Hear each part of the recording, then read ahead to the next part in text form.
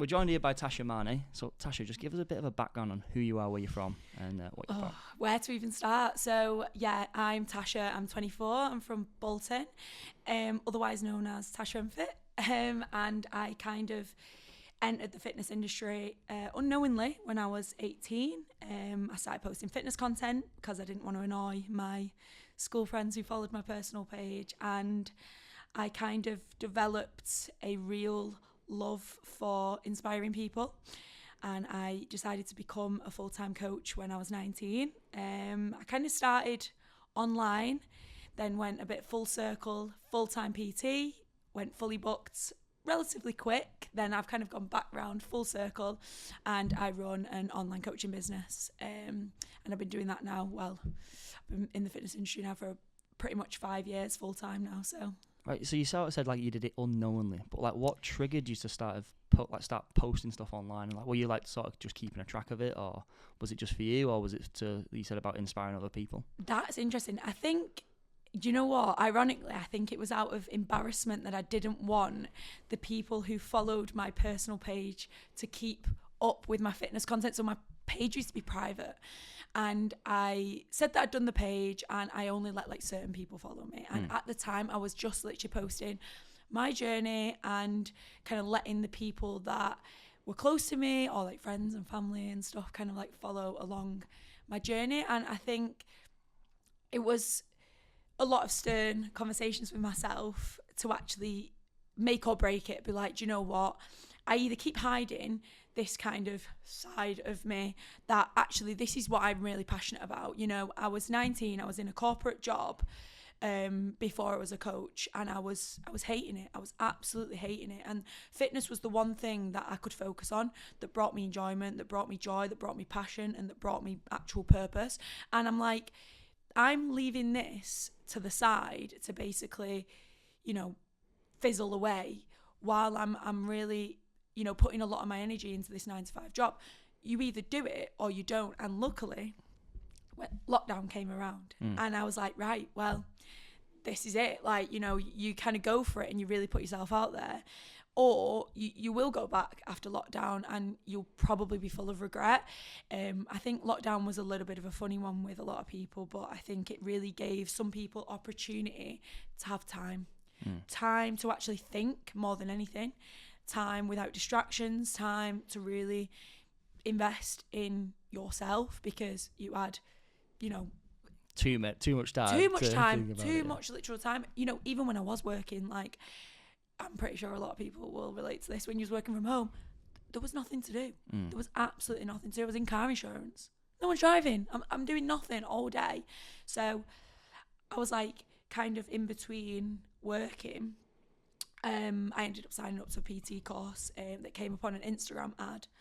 And I was kind of doing that in between working. So I was working in car insurance, and then in between that doing my PT course, posting online, my main things were like workouts and like what I eat in a day. And again, lockdown really gave me the opportunity to have a platform, because people needed inspiration, people needed somebody to look up to or to follow. You know, people like Courtney Black were going absolutely crazy. I was like, well, you know, I'm not Courtney Black, but I was like, can I do something like that? Can I do something similar where people will support me and, you know, actually make this a reality for me? Like I said, it was kind of accidental. If lockdown didn't happen, I definitely don't think I would have took the risk to go for it and just believe in myself, to be honest. Yeah, so you're saying you wouldn't have took that plunge, but what were some of the roadblocks or mental barriers stopping you from doing that? Like, what were the things that you were telling yourself that was really stopping you from pursuing like that sort of fitness journey? It's always failure. I think that comes down to any journey, any business, any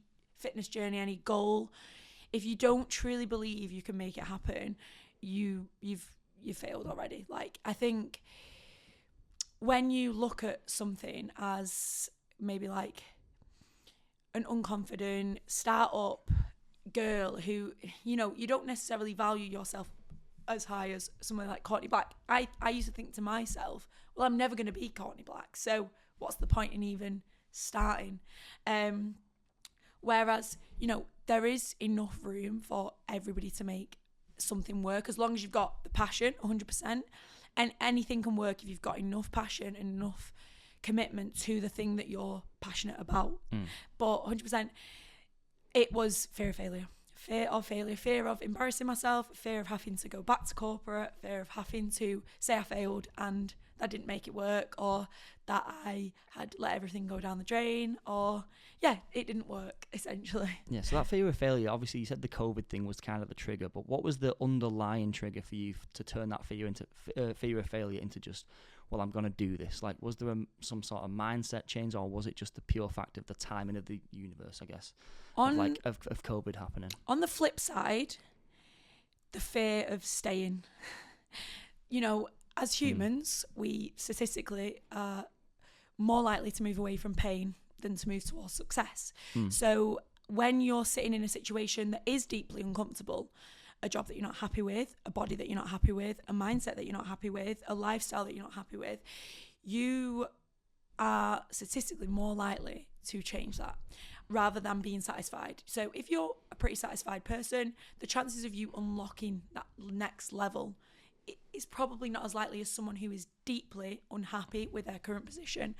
I just knew I've always struggled with focus. If I'm not interested on it, you've not got a chance to even get me to listen for 10 minutes. But if I am truly, truly interested or passionate about something, I can do it all day, every day, without a break, like an no all or stops. nothing type of... Yeah, all or nothing. And I think maybe that little layer of like peeling back the kind of surface of being in the fitness industry, I think making the page originally helped me, because it made me understand, you don't have the concentration to do this job or to do the things that college are requiring you to do, or that you might need to do to go to uni, but you do have the time and the effort and the consistency to post on Instagram. To show up and kind of, when I first started, when I was a PT, I used to go to the park and do PTs 6 a.m. till 8 o'clock. Then I'd go home, do my 9 to 5, and then I'd go back to the park 5:30 till 7:30, 8:30. And I would do that day in, day out. And it didn't even feel like when I was in that park, I was even doing something that work I could ever consider as work. At the time, I wouldn't charge people. I would do as many hours as I could for free to get as much experience as I could. And it never felt like I came home and thought that was a waste of time or that was not a good experience. I always felt like I was leaving sessions like I was the one uplifted. Like I felt good about myself, because I was like, I've just made somebody get closer towards the person they want to be, or I've made somebody get closer towards who they want to achieve or what they want to achieve. And I thought, I'm actually got the tools to make somebody feel better, and that it ultimately made me feel better. Yeah. Whereas what I felt like I was doing before in college, in my job, it almost felt like it was pointless. Like it felt like it was pointless. Like I was wasting my day. I didn't feel like I'd actually got anything done, even though I'd been working all day. Yeah. I think it's crazy, because a lot of people come to me sometimes for advice and whatnot, and I think people get wrong how comfortable people actually are, in terms of people say they want to change and they say all this, like, I want X, Y, or Z, but what they won't admit is that they're actually comfortable enough to not change. Like everything you said then, like Tony Robbins has a very good quote, and it's, when the fear of staying the same outweighs the fear of change, then people actually change. So like when people come and they want to do something, I will just say, well, these are the things you need to do, and then I'll just kind of sit back now. I used to be very, very on them with it and say like, oh, you need to do this, and I'm trying to like help them as much as possible and put all this stuff on them, and then they just wouldn't do it. Like they just want someone to come in and almost change for like change it for them. And I feel like unless they've got that sort of burning desire to change there and then, nothing's going to happen. They're more comfortable than they're willing to admit, sort of thing. So like, is that something that you see quite a lot, where clients come to you and they say like, I want like all these things, I want a better body, I want a better mindset, and then you give them the tools and then they just take a backseat? Yeah, it's funny you say that. Actually, I did a live call on Monday. That was one of the things I said. We can do everything. We can give you every recipe, every factor, every portion of your journey. We can literally tell you exactly what to do to get you from A to B. The one thing I cannot do as a coach is give you the desire to want it. And I got an email from James Smith, this is like years ago now, and he was talking about, if you're not in a painful enough position, you will not ever change it. That's exactly it. And I think that I remember reading it and thinking, God, like it really kind of hit me, because I remember sitting thinking to myself, how do people do the same thing day in, day out when it's morbid or depressing? And it's because ultimately it's comfortable. And to some people, being comfortable is much more valuable than the desire to, because change is scary. Like, I will never take that away from anybody. Changing habits, moving away from what you know, especially if you've had bad habits your entire life, it's scary. And I've definitely had it over the years. You know, I've been going to the gym now for like nearly a decade. In that time, it has not been a straight line. There's been so many ups and so many downs, because you can't fix everything that you have basically ingrained in your mind from birth in a day. You just can't. Like, and real work and real development on your mindset, on your body, on anything, career changes, anything that you want to do will take a lot of setbacks and understanding yourself more and understanding where you made mistakes. The only purpose of a coach is, I can say to you, if you want this and you want to get to B, I've been at A. I've been exactly where you are, and I'm now at B, where you want to be. And I've taken this entire route to get here, made all these mistakes. What I'm going to do as a coach is I'm going to take my mistakes and implement them in your life so that you don't make as many mistakes as me. And I think people, when they do make these mistakes, because you can't see the future, no one knows what the future looks like really in reality, they struggle to trust.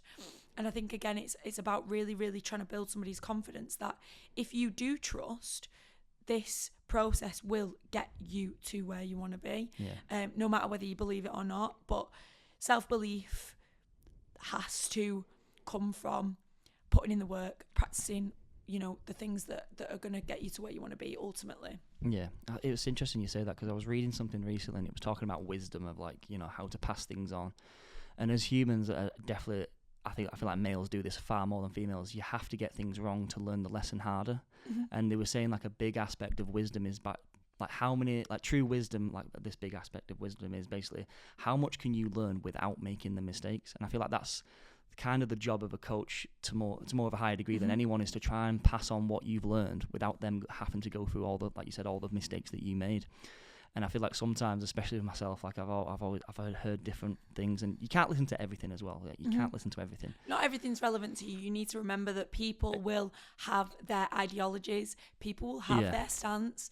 If their stance doesn't align with you, it doesn't mean that they're wrong. It doesn't mean that you're wrong. It just means that's what's right for them. You know, carnivores are a good example, or vegans. You're not a vegan, but it doesn't mean that they're wrong. It's just that's not right for you. For them, That's not right for you. And again, I think when I started, a lot of my mistakes just came from I didn't know. I didn't know what was next. I didn't know what the next step for me was. So I knew the concept of losing weight, and I knew the concept of building muscle.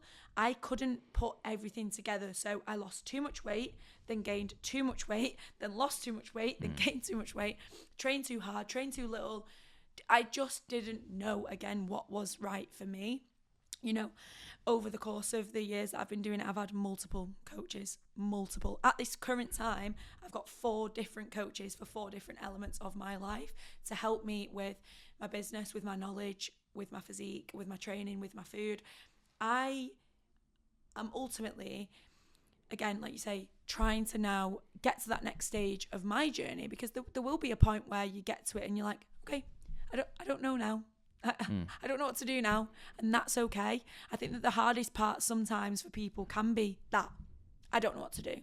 Actually sitting back and going, I don't know what to do now. That can be the hardest part of change, saying and admitting I am stuck and I don't know what to do now. Yeah. So when people come to you and they want to sort of, you know, go on this transformative sort of journey, do you have to like unteach a lot of things?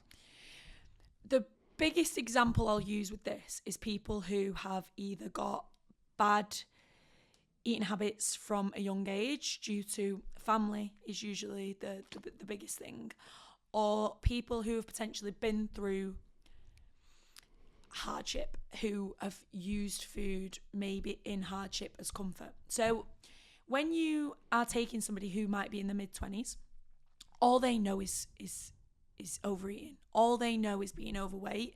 That is, to me, the one that pulls on my heartstrings the most, because it usually uncovers a lot of emotion.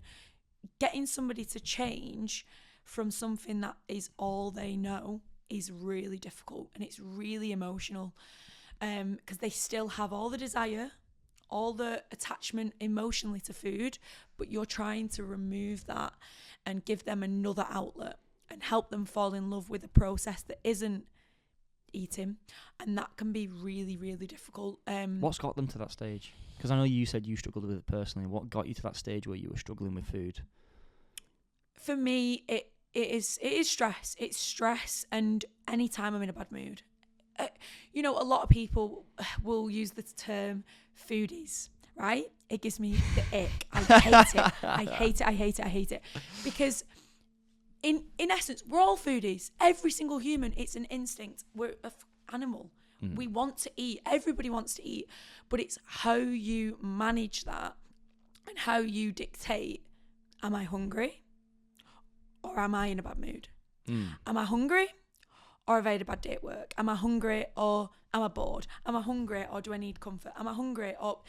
And, actually being able to understand emotionally your desire for food. I think for me, we'll go right to the beginning. So we're talking somebody who has been active the whole life. I'm not somebody who wasn't into PE. I was the person who was first up. Like, I was like gonna kick your fucking ass in PE. Like, I was like that girl. Like, I loved to be active. I've always been like that. However, when I went to college, it removed that part of me. Why? Because I was told by society, it's education time now. It's hustle time now. It's work time now. I had a full-time job when I was 14. Pretty much, I used to make pizza. Fun fact. Maybe that's where it stemmed from. I used to make pizza when I was 13, 14. Genuinely. Is that legal? I don't know. We'll what do you mean make pizza? Like, I was a pizza chef. Oh, right. Yeah. I was literally a pizza chef when I was 14. I was an assistant, but I was making pizza when I was 14 like after a takeaway? School. In a restaurant, yeah. That's definitely illegal. Well, we won't go into that. But anyway, it was a great job. Great job for the time being. I was on £4 an hour. I used to go from school 3:30. I used to get there. We used to set up the kitchen, blah, blah, blah. And I used to finish service at about 9:30, 10 o'clock at night. Do your parents know about this? Yeah. Yeah. Right, fair enough. So, for a bit of context, my dad is Middle Eastern, I guess you could call it.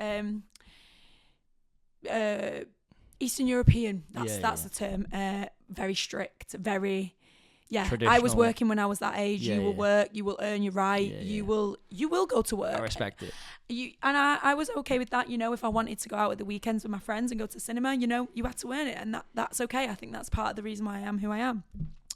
But I'd definitely say bad eating habits started there.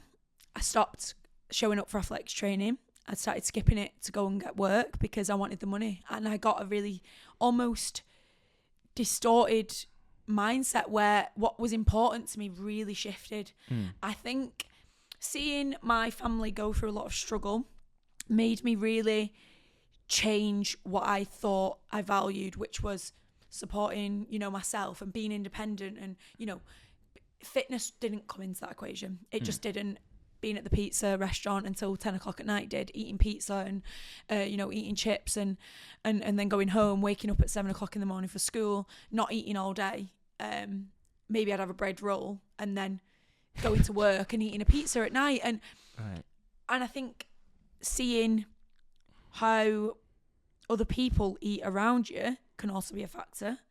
There was a lot of distorted eating. I won't call it disordered, but distorted eating around me. I think my mum's always been on a diet, never seemed to lose any weight. So I think that maybe had a part to play in that. Again, going to school, It's like no one would eat. No one would eat, so I'd be scared to eat. So then again, I would go to the pizza When you restaurant. said no one would eat, like, Can I you have mean, an like, extra pizza, do you mean like please? the girls or? The girls wouldn't eat. Yeah. Genuinely, I don't know whether that's an intentional thing or whether it is a relationship with food or what, but there would be a maximum, like, food kind of threshold at our dinner table at school, and it would be like a bread roll and a cupcake, and that would be it. Like, that would be a maximum, like, unless it was chip day.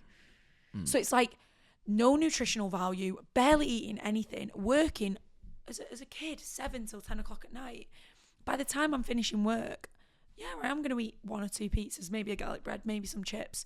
And then you slowly remove the identity of me that's active and fit, replace that with somebody who's now obsessed with working, obsessed with making money to be independent, don't really understand what I enjoy anymore. So by the time it gets to college, I'm not prioritising my health, I'm prioritising going out.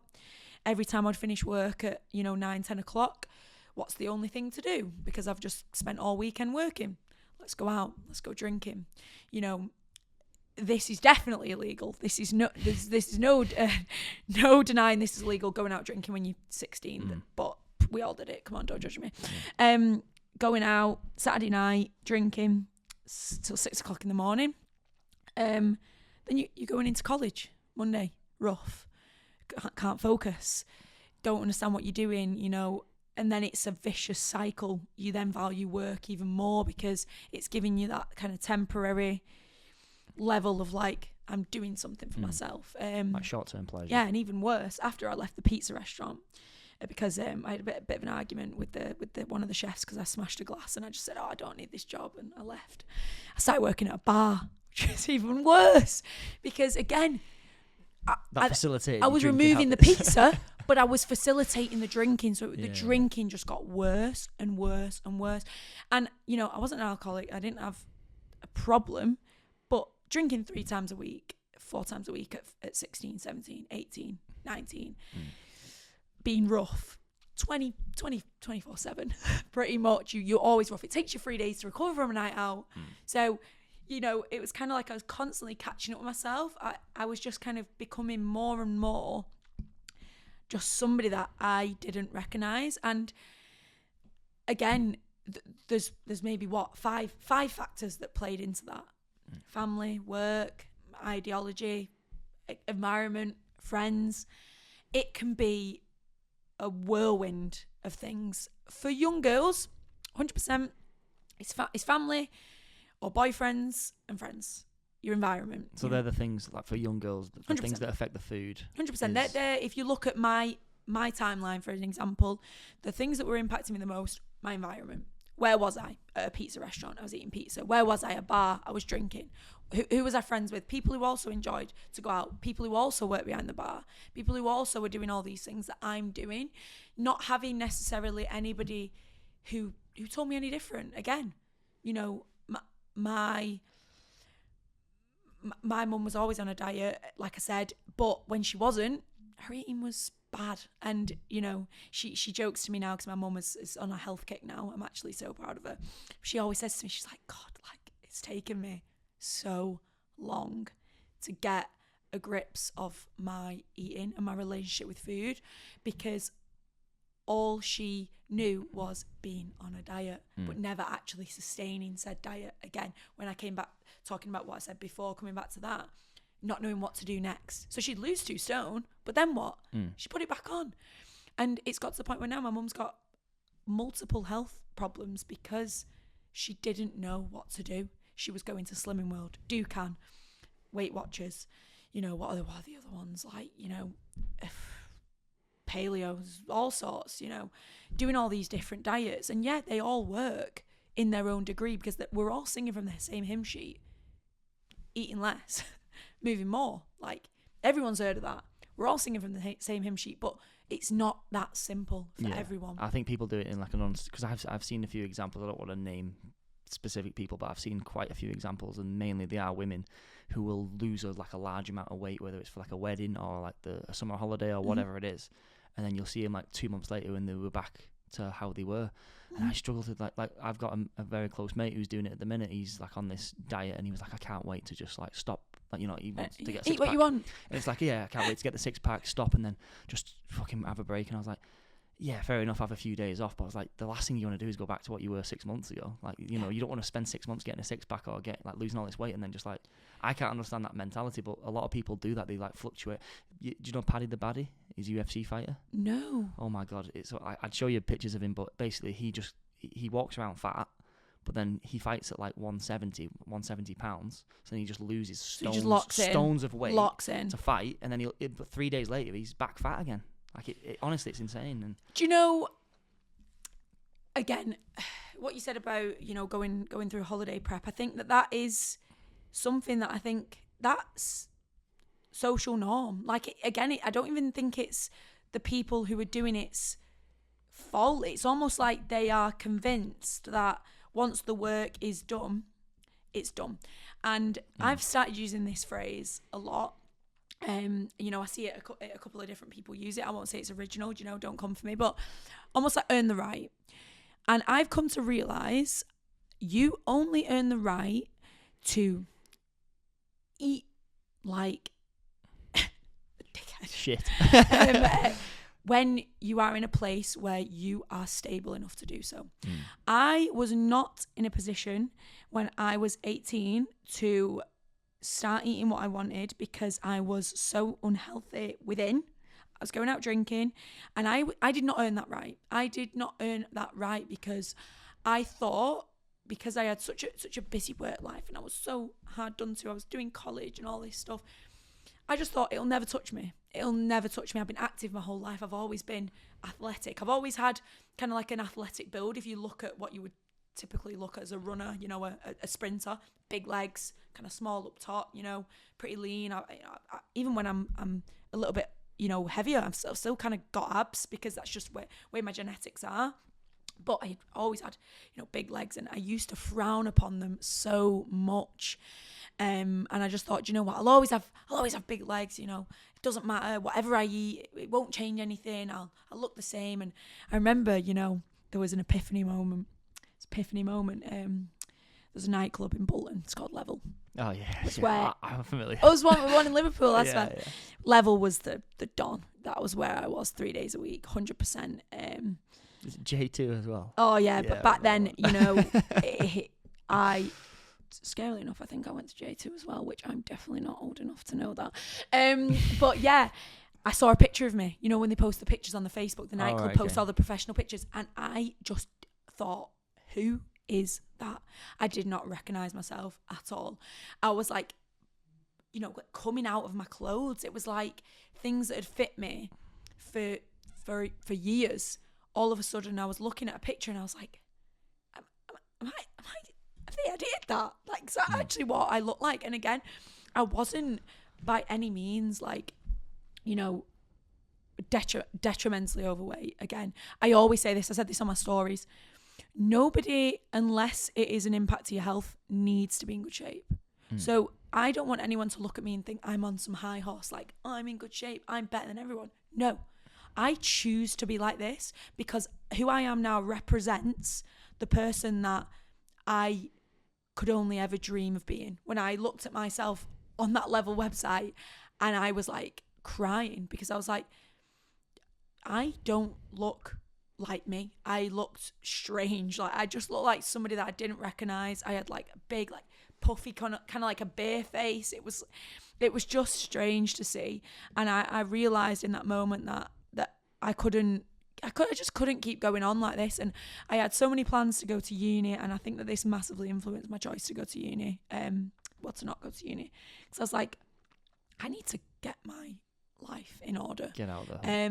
You know, again, was the drinking worsened by, I think, personal factors? Probably. Again, comfort, you're stressed, you go out, eat, takeaway, drink, eat more takeaway because you're rough, you're stressed, something happens, family life happens, things happen, you turn to what you find a comfort. Again, going back to when I was 14, what was my comfort? My end of night pizza.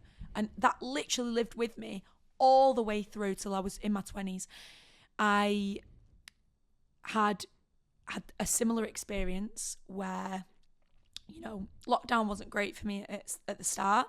I really struggled with not having that human interaction. I was bouncing from place to place. I didn't really have anywhere to live. It was all very stressful. Again, comfort eating. What was my comfort food?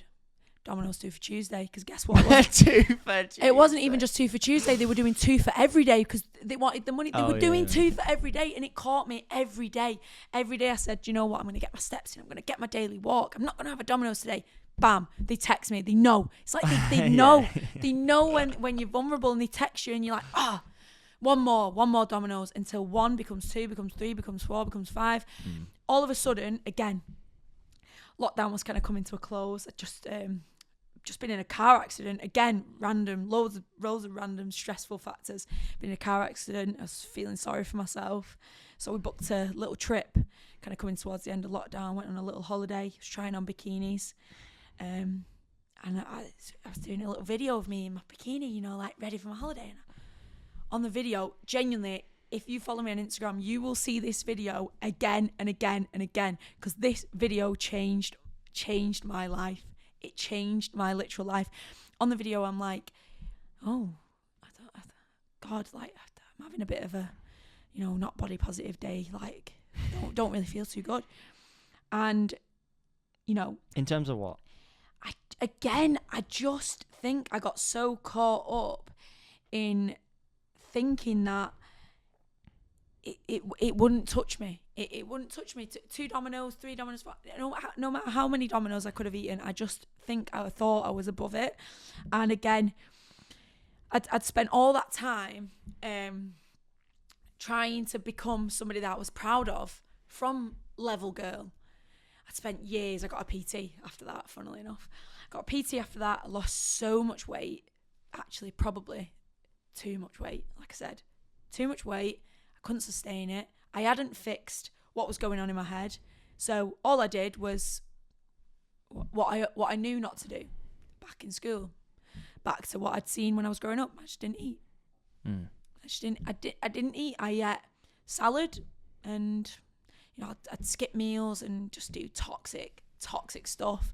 Why do you think a lot of girls go like? A lot of girls do it. A lot of girls do it. You know that it's the worst thing, and every single girl who I've ever spoke to about this, they knew that it was the wrong thing during, but they still did it. Why is that? Like, why do people? You think it's easier, and it's not. I will tell you now, any girls watching, you're not doing yourself a favour. You're not losing fat any quicker. You're just putting yourself through misery for no reason. I lost a lot of weight. I looked arguably the best that I'd looked in a while. I looked back athletic. I was looking great. Everyone was complimenting me. I hadn't drank in about 5 months.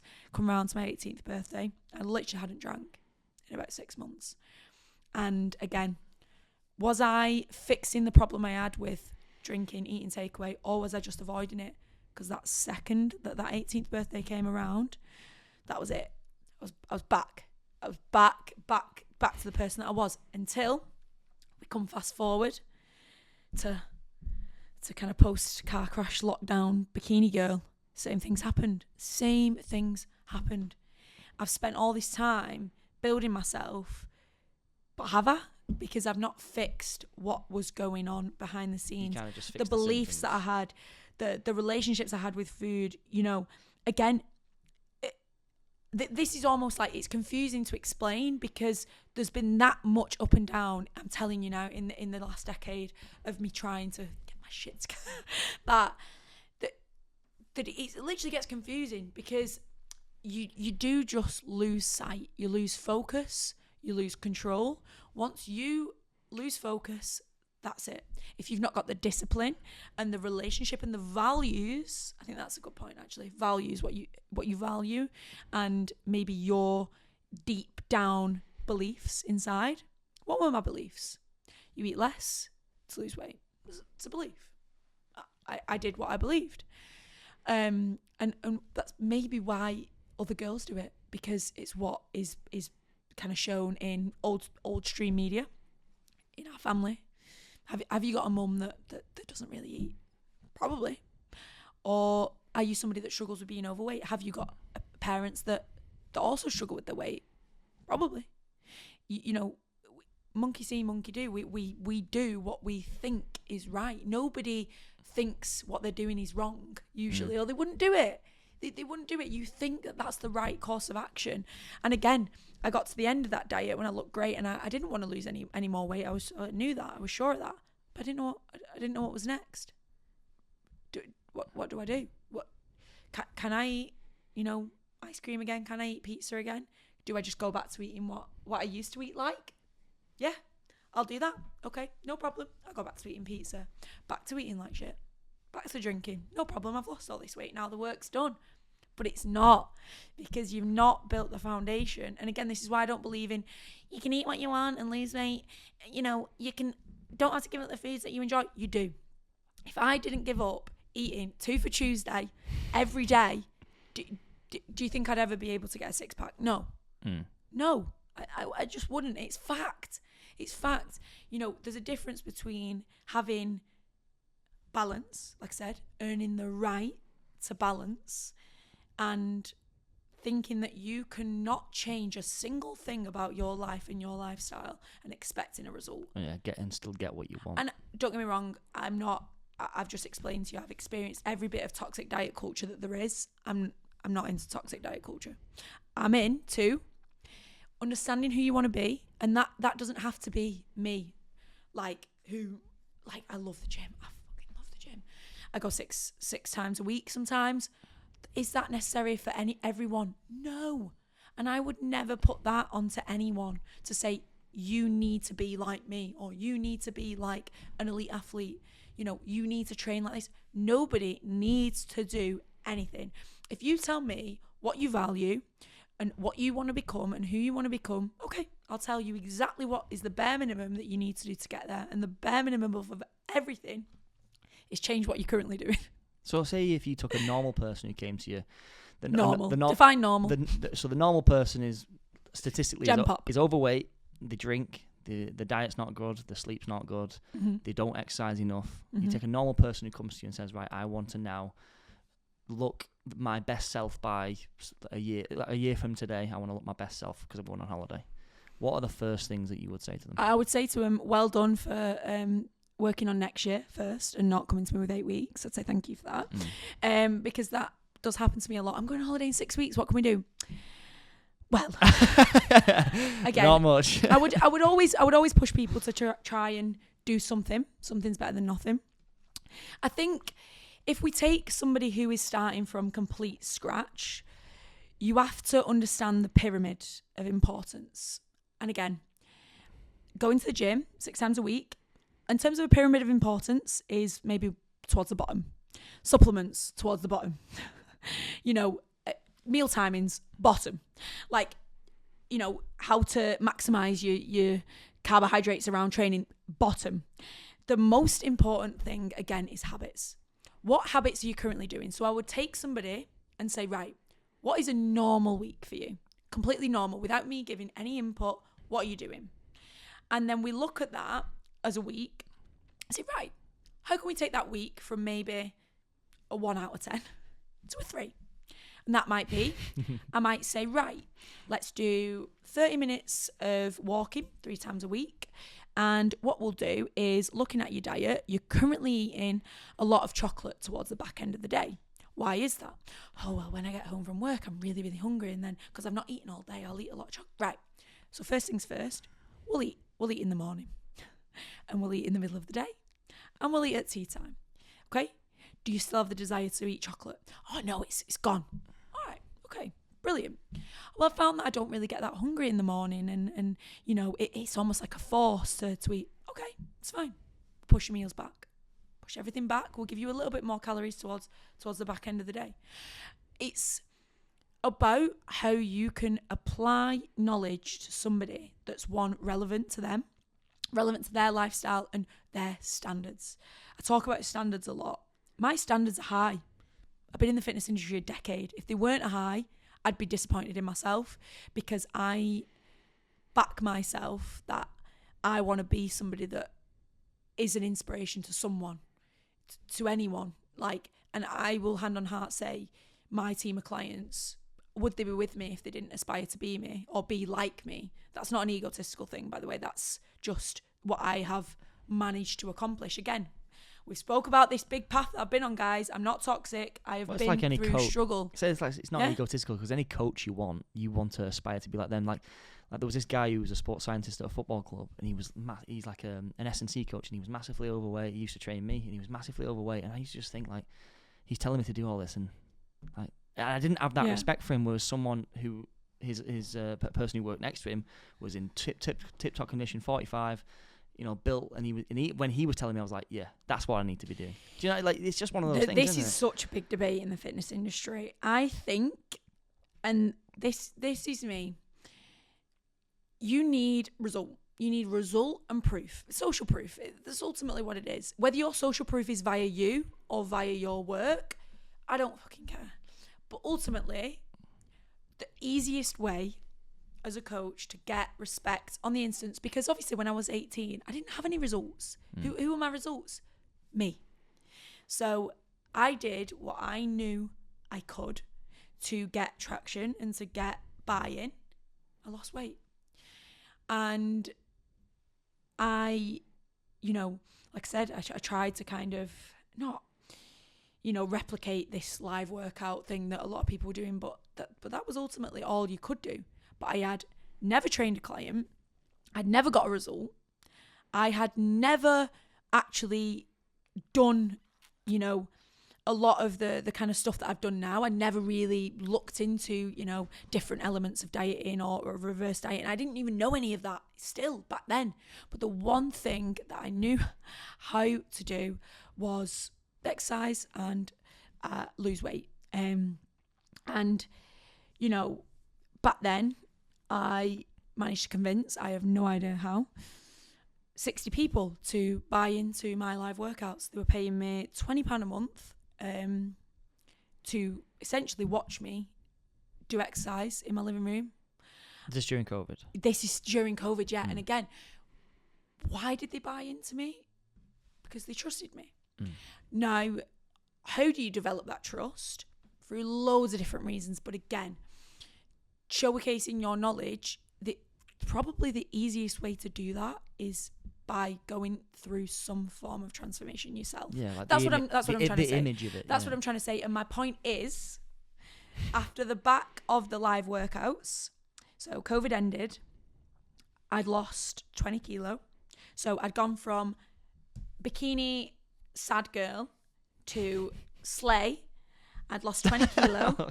I'd lost 20 kilo, and I was full. I was full in the gym. Why? Because I'd proven to everybody over lockdown I was showing up. I was working hard. It was the winter lockdown as well, so it was where like everybody had fallen off, like it wasn't sunny anymore. No one could be bothered. And I was getting up, doing my steps, trying to make this live workout thing work. Like I said before, I didn't really have it very easy in lockdown. I was like, I lost my jobs, I lost my house, I lost everything in lockdown. My live workouts were something that gave me that last bit of hope. And again, it gave me the rocket on my ass to lose weight. And it, like I said, it was the best thing that ever happened to me, because it gave me authority as a coach. It showcased that I can get myself in good shape the right way, not toxic diet culture way. I built a really good foundation of knowledge. I started learning more about nutrition. I did a nutrition course. I did my advanced course in coaching.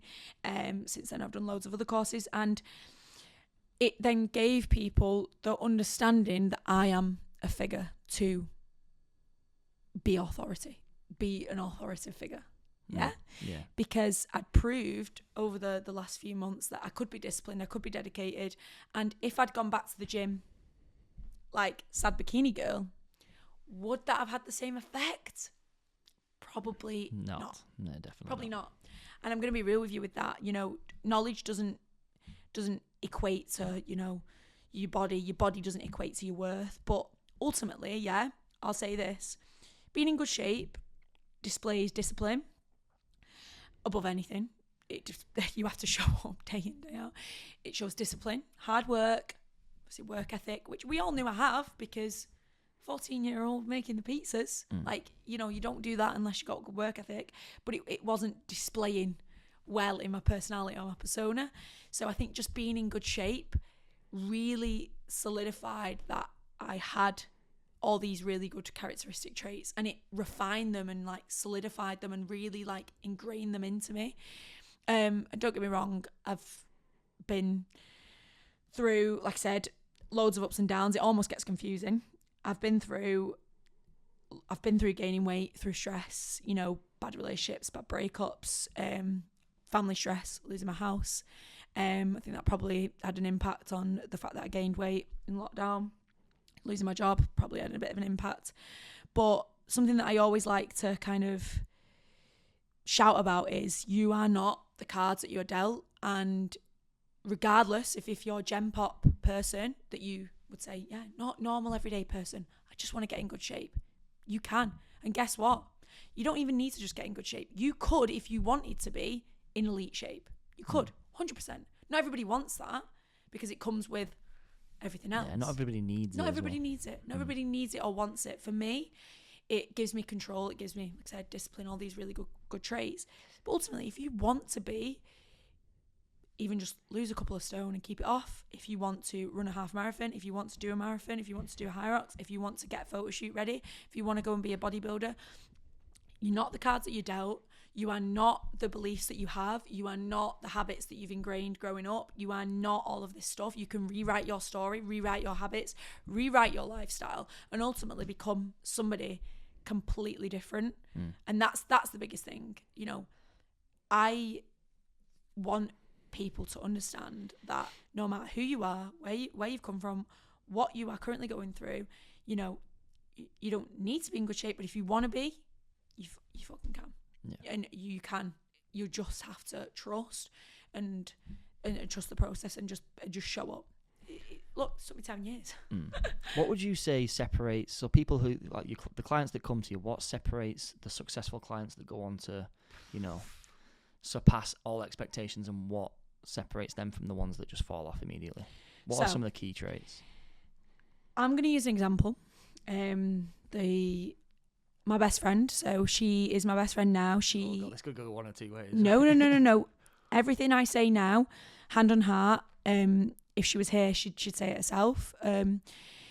She has been my client now for 3 years. We literally just posted a 3-year testimonial, and we've developed such a good relationship based off of things that are going to answer your question. Coachability. Okay, and people might think, what does that even mean? The characteristic trait to be able to take criticism and to listen, and to be able to respect that you don't know what's next, and the person that you're taking advice from does. And hand on heart, she has been coachable the entire way through our journey, and she is been as self-aware as she possibly can. She has been through, honestly, some of the worst things imaginable. She lost her mum when she was really young, and I think when she came to me, she was so similar to how I was acting when I was 17. Drinking, you know, eating awful. She was working at Mackey's, very similar setup. And she said to me, I don't want to give up drinking. I don't want to give up going out. I said, okay, that's absolutely fine. Again, how can I take you from a 1 to a 3? We don't need to give up drinking yet. We can give up other things that are not serving you. We can implement other things that will serve you. And over time, she blossomed into somebody that did want to give up drinking. Ultimately, you know, she did want to commit to her goals. And again, she will now admit that before, exactly the same, she didn't know what she was doing, in terms of she didn't realise that potentially she had a bad relationship with food. She used food as comfort. She always had food to rely on when things were tough or things were stressful or she had a bad day, until we had a really, really good conversation. And this is my next characteristic trait, is honest. Again, like being self-aware and honest. Not necessarily understanding from day one what you're doing, but being honest about everything that you're doing. if I'm asking you what a normal week looks like, you need to tell me Yeah. honestly what that looks like. Because if we're going back and forth, you know, there was kind of a period of time where things weren't adding up, and I was like, what's going on? Honestly. And she said, I'm really struggling with my food. I'm really not in a good place. I keep wanting to overeat. And, you know, I feel like I'm reversing all this work that we've done up to now. But that was the penny drop. That was the penny drop, because the moment that I got her to be honest about how she was feeling, because she used to hide it. She used to hide it within herself for embarrassment, through shame. And a lot of people will do that. People who have bad eating habits. If you ever watch Supersize versus Super Skinny, the supersized person, unfortunately, they lie about what they're eating. They feel embarrassed, and the guy, the doctor, is like, you cannot be eating this. Yeah. You'd be Like, losing it doesn't weight. make any sense. Doesn't make sense. Yeah. It doesn't add up. But being honest with yourself, you know, you don't need a coach to be honest with yourself. What am I doing now that isn't serving me? You know, as coaches, it's a lot of our job to ask questions again like that. What's going on? What are you currently doing that isn't serving you? What are you currently doing that's not aligned with your goals? Okay, I'm going to be honest with you, Tasha. I'm eating a full packet of digestives when I'm feeling a little bit stressed. Right, okay. How do we mitigate that? How do we come around that? That's a lot of steps to cut that out. Yeah, don't get me wrong. It's a complicated process, and I think, but you know, Alex just embodies everything that is who we work with. She's normal. She's so normal. She's had a fucking rough life, like I said, but she's not letting that dictate who she is now. She's so successful. She now works alongside me. We coach other women. She can then give that experience. Be honest, because guess what? I wasn't, and it fucking shot me in the ass. Be honest. And she can unlock that next level to clients where they really relate to her. Yeah. They really relate to her on such a personal level, because they see her struggles almost like live, like as they're happening. It's relatable. As they're happening, I've kind of overcome a lot of the struggles now. I'm kind of hopefully getting towards the kind of end of being really in a good place. But Alex is still learning. She's still on her early stages. You know, 3 years, if you compare it to 10 years, it's nothing. I always say to her, wow, like when you're, you know, 10 years in, fuck me, like you're going to be unstoppable, like mentally, physically, emotionally. Like, so I guess to summarize, coachability, being able to listen and being able to take criticism. I've said some horribly harsh things to her to give her a bit of a reality check. She's took it on the chin. They might have burned, but it's the truth. It's the truth, and she's took it and gone, right, how do we move forward? And yeah, honesty more than anything, and just again, like we said before, desire to want to change. How desperate do you want it? Because do you want to just get fit for summer? Because if you do, yeah, I could work with you, but you're not really the type of person I want to work with. I want to work with the people that want internal change. Well, not just like lasting change as well. Lasting change, because I've been there. Doesn't work. You go and do a 12-week PT block, and you sack it off. You're in a worse position. Then you do it again, and you're worse and worse and worse, because you keep trying to chase your tail. But like I said before, you're not dealing with what's on the inside, your beliefs, your values, what you actually believe and think about yourself, and what you actually believe and think about food and exercise. Getting people to fall in love with exercise is my best quality as a coach. I think I can hand on heart say that the majority of my clients as well, they love the gym now. How do you do that?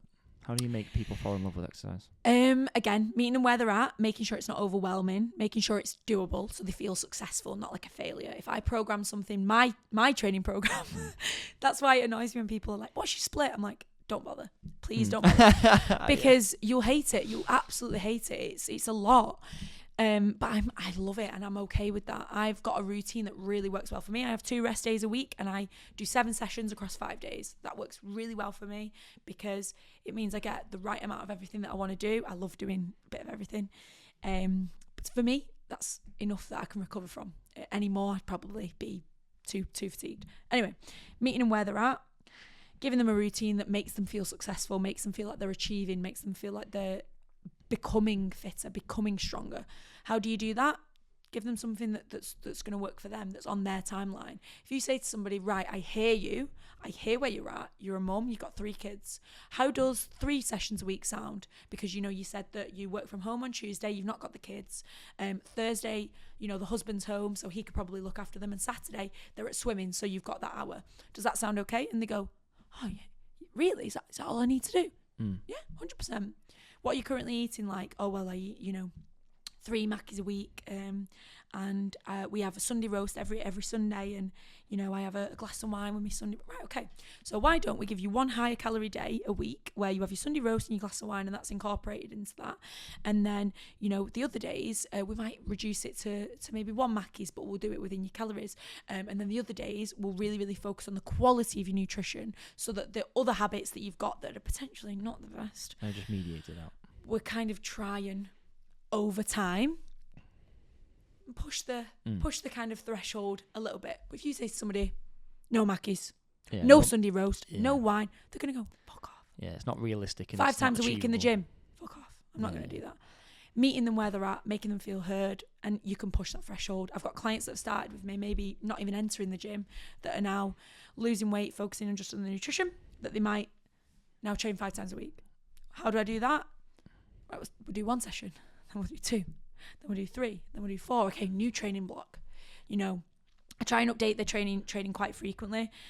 People say that's not optimal. I say bullshit. The most optimal thing is consistency. And if you can get somebody to be consistent over a year period, as opposed to 6 months, you're going to get a far better result over a year period than 6 months. So therefore, to me, if I can change somebody's program every 4 to 6 weeks, maybe 8 at a push if there's somebody who likes routine and they're going to stick to it over the course of a year time, that's much more valuable to me as a coach and to them as a client, because they're going to make much more progress by being consistent over a year, as opposed to maybe rather thinking, cram it all in. I've had the same program for 12 weeks, I'm bored as fuck, this is shit, I'm going to sack you as a coach and I'm going to go and do my own thing again, I'm going to go back to body pump.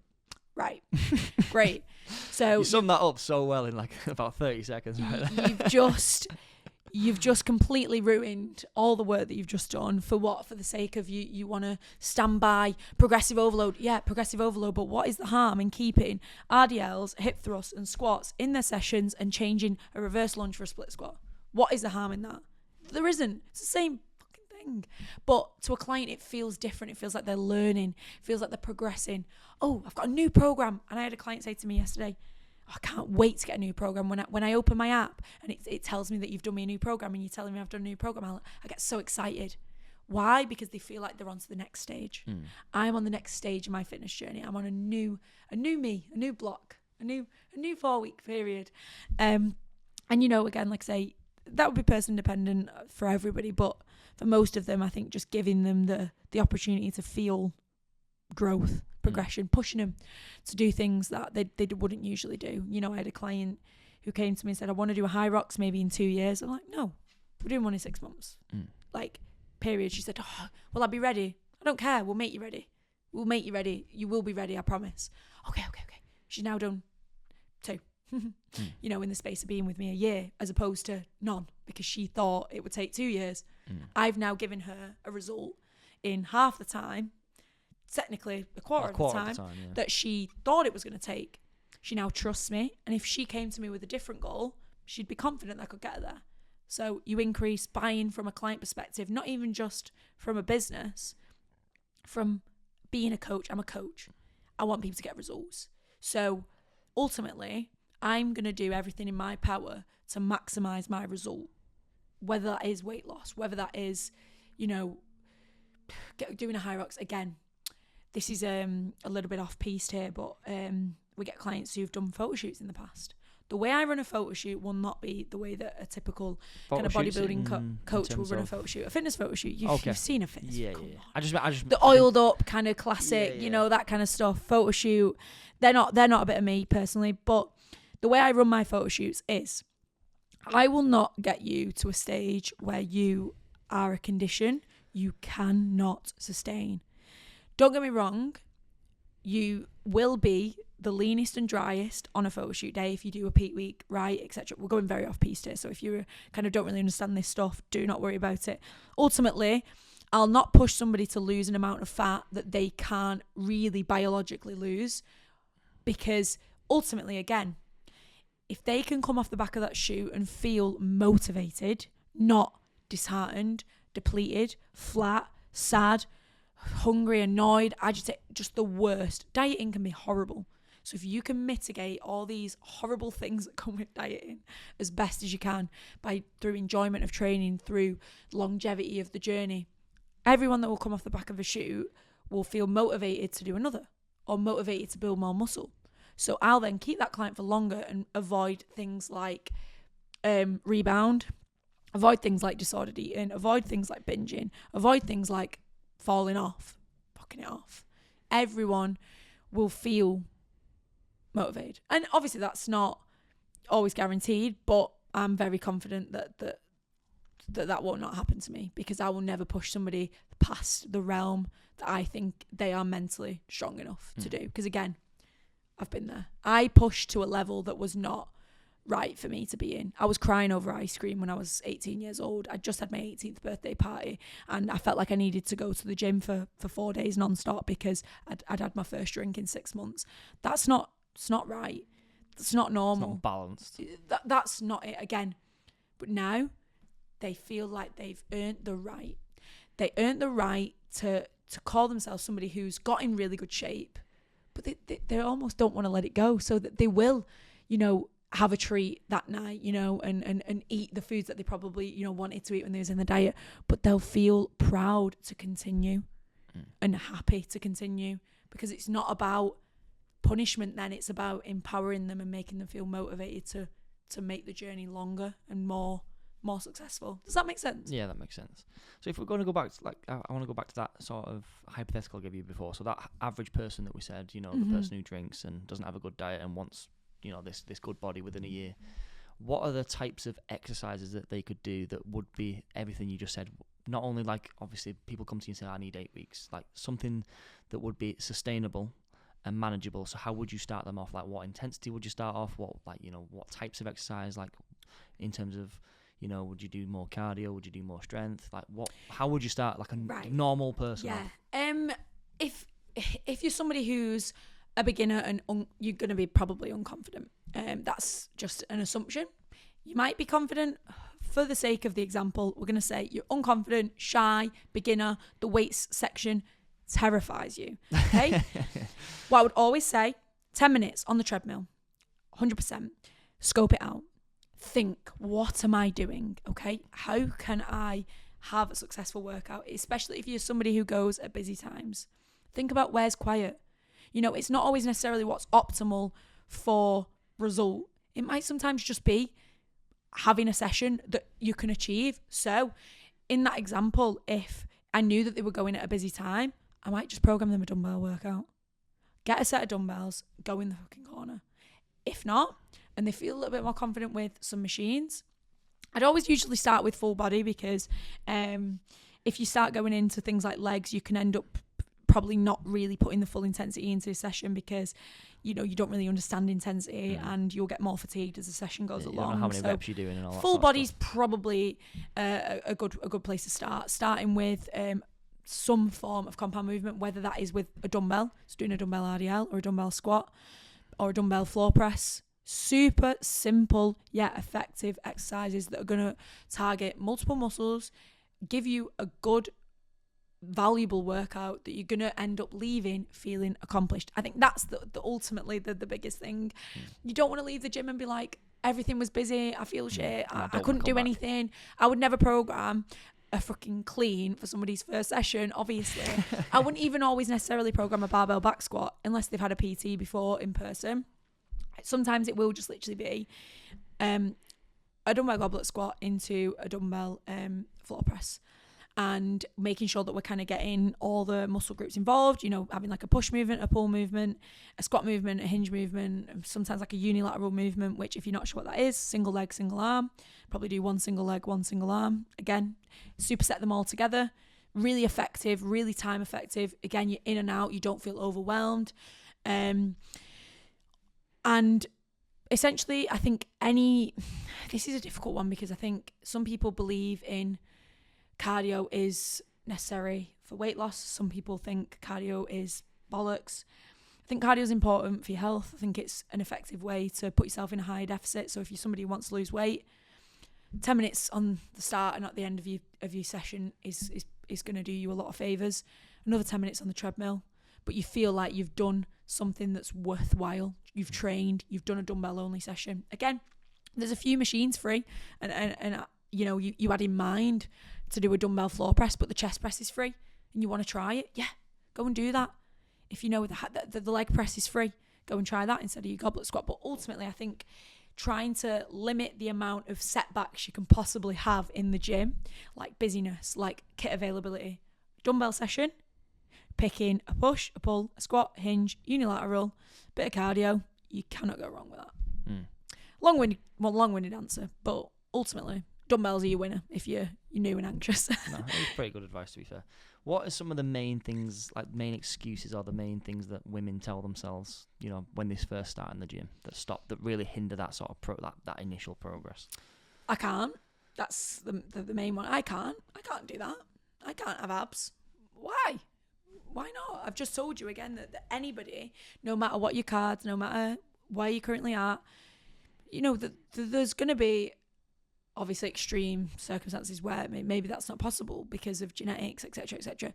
You know, as long as you are looking at you and saying, I want to be a better version of me, not comparing yourself to other girls, because that will 100% be something that plays a part in girls' mindset. I can't because I'll never be her. That's where you're going wrong to start with. I think comparison is massive in the fitness industry because it's massive on social media. There's so much information, so much misinformation, so much fake stuff, fake news, fake bodies, fake pictures, fake everything. You know, it's so hard, I think, to understand what's true and what's not. And I think that's probably why I have been more successful, because I'm very honest, I'm very real, I'm a real person. I show the highs, I show the lows. I'm just lucky that my lows are getting fewer and fewer. Less low. As I go on. Girls will always tell themselves that they'll never be able to do something because they believe it to be true. Again, like I said before, it's not a case of that they're being silly. They believe that wholeheartedly. I know that they believe I will never do that, probably due to comparison. But that's where it comes down to staying in your own lane, understanding where you're at and where you are going. You are your own path, and other people's path is completely different. They might not have the same upbringing as you. They might not have the same environment as you, the same availability. Again, you're a mum of 3. You can't be looking at a girl in her 20s who has no kids, no boyfriend, no nothing, a pretty standard job, flexible hours, working from home, and think, well, why can she go to the gym 6 times a week? Because she's not got 3 kids. My they're in 24/7. And I think, you know, actually, it's funny that I mentioned that. I think mums do it a lot because they think their life is essentially a lesser version of what it was before they had kids. True. They take over your life. I've had a child now, so I can't do that sort of thing. They take over their life. Yeah. Oh, 100%. I'm never going to come from my high horse and say, still get on it. No, having kids, I can imagine it's a fucking nightmare. You know, my dad has a 5-year-old, and like even an hour with him, I'm thinking, oh my God, like, is this really what I want for myself? Like, what now? I think, comparison, I'll never be able to do that because what? You don't have a reason. You can't answer why. And I think you need to understand as a girl, if you've got a limiting belief, if you can't answer why you think that, then it's a limiting belief. What are some of the mechanisms that you use, obviously, because like coaching women is difficult, to say the least. I've coached both, like men and women are obviously more difficult because I'm a man anyway. But what are some of the mechanisms that you use? Like, are you more sort of a drill sergeant? Are you more of like, you know, like I don't know how to word it. Like, are you more like, what's the word? Like, soft, like empathetic towards them? Like, what is the best way to coach? I would say I'm bang in the middle. One of my clients put this in a year review, and I say this quite a lot now, and I think this should be my slogan actually. Firm but fair. I like that. Firm but fair. I'm fair when you've got shit going on, when you are stressed. I had a client, we were the first people she told granddad had passed away. That to me means the world, because I know she trusts me. I know she feels safe in our environment. But then, on the contrary, that gives me the opportunity to be firm, because she knows when I'm firm and when I'm real talking, I come from a place of love because I do care and I am fair. And when I'm being firm, I'm not doing it out of a sake of being awkward or being nasty or being strict or being cruel. I'm just saying, I hear you. I'm here for you. We want you to feel safe, but you are ultimately, I'll usually phrase it in the words of, you're not acting in line with what you tell me you want. Is that still what you want? Yeah. And I think that the questions can be really valuable as a coach. Something that we're really trying to drill in now, from a business standpoint, is what questions does the client have, and what questions do we have as a coach? It's more to it than saying, how's your nutrition been? What struggles have you faced when it comes to your nutrition, and why? Oh, well, it was my boyfriend's birthday, so instead of having one piece of cake, I had 4. Right. Was that decision in line with your goal? No. Do you think that in hindsight there could have been a different outcome in that scenario? Yeah, I probably should have just had one piece. Okay, you know that though. You've been self-reflective. They take accountability, and I think it's about understanding a client.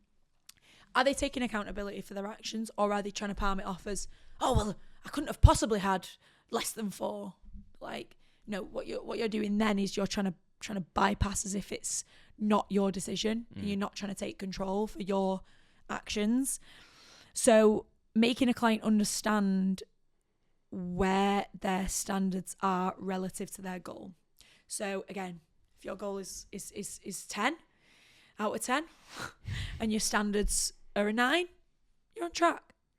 If your goal is only an 8 and your standards are a 7, on track.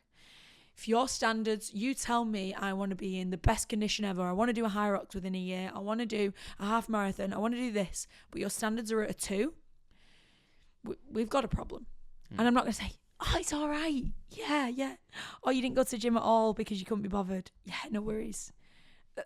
That ultimately will kill your business and your clients' motivation, because they need you to look up to, they need you to depend on, and they need you to tell them.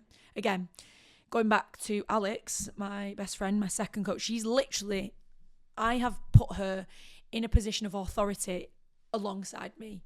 Would she be at that position if I hadn't have had a difficult conversation with her 2 years ago about her eating, or 1 year ago about the way she was acting? No. Because she would have never unlocked the potential that she had to be this person she is today. If I had let her slip away from the person that she knew she could show up as, if I was constantly letting it slide, constantly saying, it's okay, maybe once or twice, it's okay if somebody admits it's a mistake and that they understand that they're not in line with their goal. Again, not everybody's going to have a top tier goal. There can be more flexibility. If a goal is not requiring strict standards, again, this is what I really, really want to drill into people. People think, well, I can't go to the gym 6 times a week. No one's saying that. No one. That's something that I think you're using as a bypass to go, well,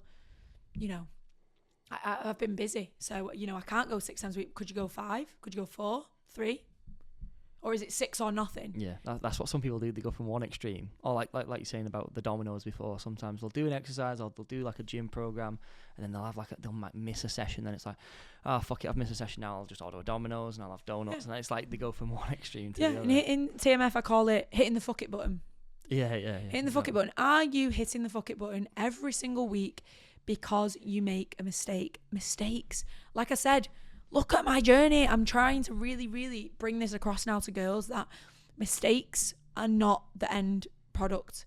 You can make 1,000 mistakes and I will still push you to get back on the bandwagon and keep fucking going, because you never know what's around the corner. And again, if I hadn't have been firm with Alex and had those difficult conversations, she would not be in a position to be able to coach people now.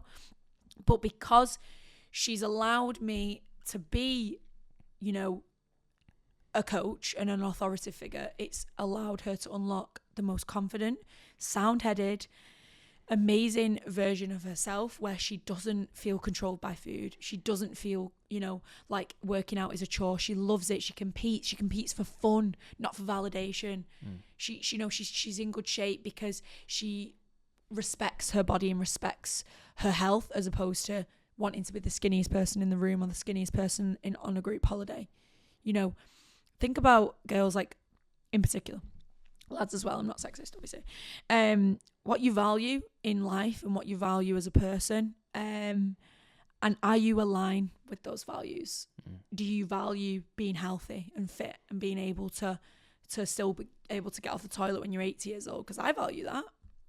I've got an auntie who's relatively fit, relatively healthy. She's got osteoarthritis. She can't move properly without pain. Why? She said to me the biggest regret she has is not strength training in her 20s, in her 30s, in her 40s, in her 50s, because it's all these things that you do now, you know, in your earlier life that will help you as you get on. And people will usually say it's too late. It's never too late. Yeah. Nothing's ever too late. My mum has only just got a grips of her food relationship now at 55. But I can guarantee you now, it will see her through the rest of her life. She's gone from being diabetic to pre-diabetic. It's a massive change. Massive. It's like you said before, it's like earning the right. You put it as earning the right, whereas I more look at it like the thing that I say what is very similar is like respect yourself. Like, so like every day you have to look at yourself in the mirror every day. And I always think, can you look at yourself in the mirror and say, like, I've respected what I've done today? Like, you know, it's hard when you have a multiple string of days, which we all have, where your diet falls off, or you might go on, like I went on a stag do the other week. Yeah. And I've not drank for years, like properly. Like I've had probably 3 or 4 Yeah, drinks. piss up. Stag do's heavy. Stag do for 3 days, and then I come back and I just don't have any respect for myself right now. And it was just one of them. It was like, you know, it's only 3 days, but like you just get back on it. Yeah, again, that's why people stop drinking. Again, people do a really taboo kind of debate around drinking, but if somebody feels like that doesn't make them respect themselves, it doesn't align with their values anymore, fuck it off. I guess the last question I want to ask you is, so obviously I've got a good understanding of what you now offer your clients, but why do you do what you do? Like, what does it offer you?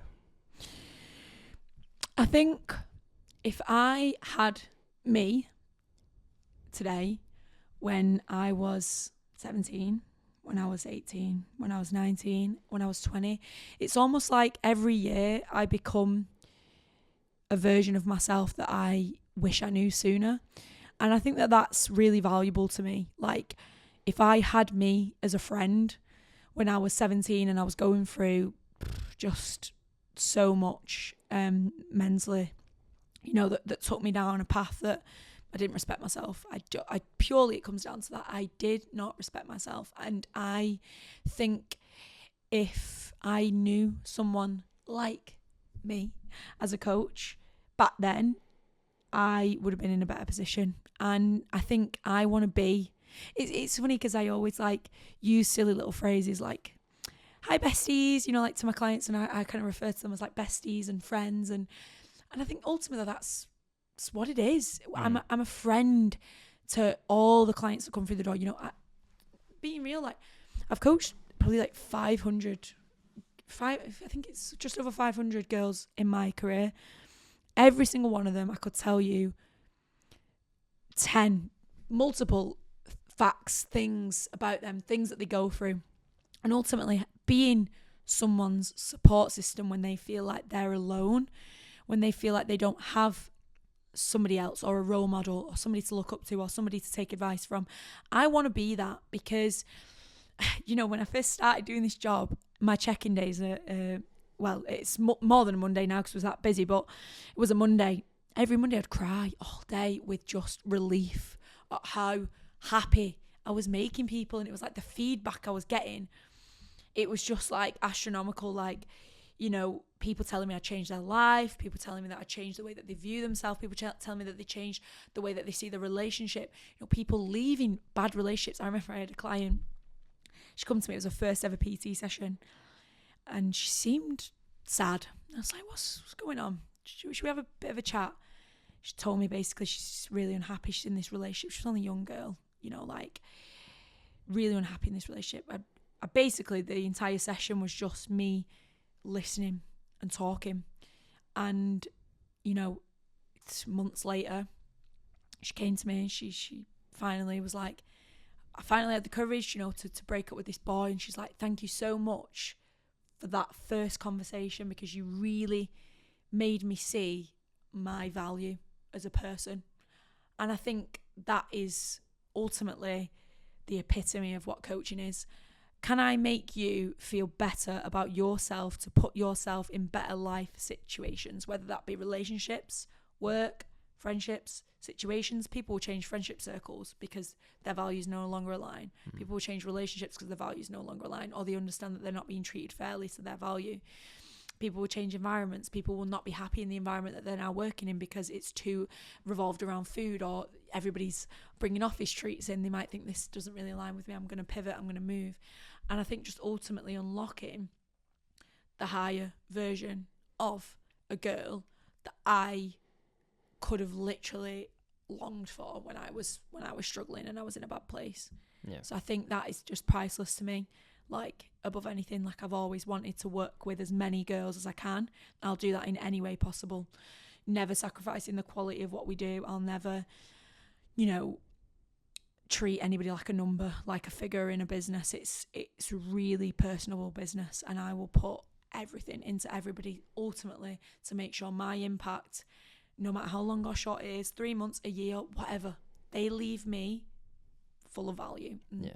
A better person. I think it's a really positive thing. Like, 'cause like I have a coaching background myself, and from a coach or teacher perspective, it's the impact that you can have on someone. Like you said, it's always the most important thing to remember is to leave that person in a better place than you found them. And I feel like if you can honestly say that, like with the 500 or with however many I've been in contact with, I can probably pretty much confidently say that every person I've come into contact with, I've helped in some sort of way, rather than been that negative, like, sort of voice in the head saying, all of the doubts was true.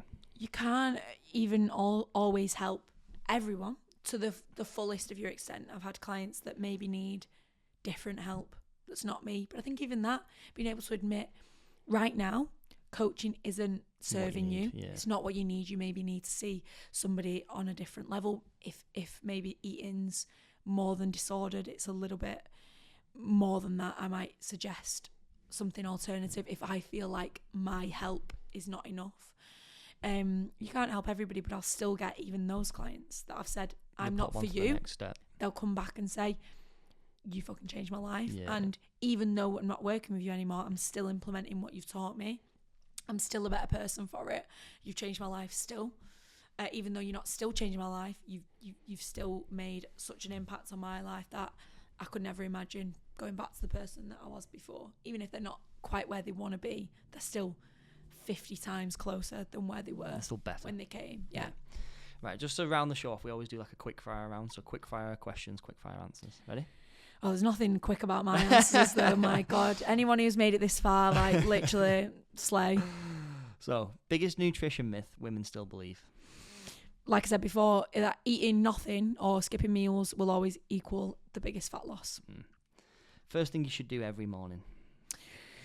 I have a coffee in bed, have a slow morning, and gather my thoughts. I think gathering your thoughts is being in your head, no matter what that looks like. A walk, a coffee, book, get in your head and think before you do anything. Last thing you should do before you go to bed every night? Not stress yourself out. I know what they say about don't go on your phone. I don't agree with that. It's not the phone that stimulates you, it's what you're actually going on your phone. I actually really like to listen to something that's quite relaxing. That can be something like wave noises, things like that. I know that's quite niche, but I'm onto it. I like that. One habit every woman should build. Taking charge of your own life. I think that just says it for itself. Taking charge, being bold. Most rewarding part of your coaching?